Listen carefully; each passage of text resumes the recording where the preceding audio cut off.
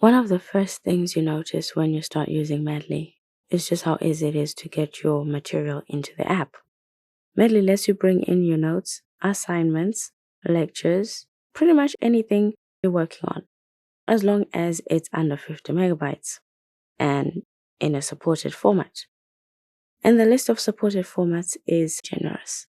You can upload PDFs, Word documents, Pages files, rich text, plain text, Markdown, PowerPoint presentations, and even HTML.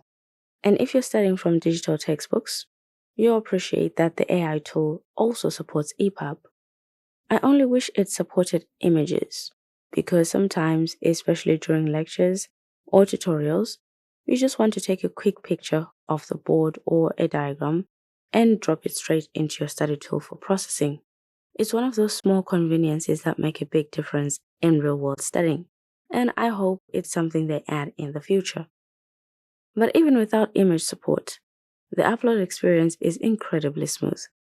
You're not tied to a specific device or a specific workflow. Some people like to start with lecture slides, some want to jump straight into exam prep. Medley doesn't care, it just adapts to whatever you're doing in that moment. There's even a simple version where you just add documents without doing anything with them yet.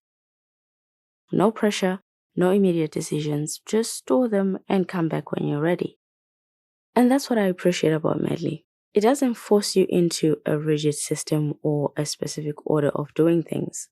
It lets you build your own flow, whether you're a planner, a last minute reviser, or someone who likes to prepare everything in advance. That flexibility is refreshing,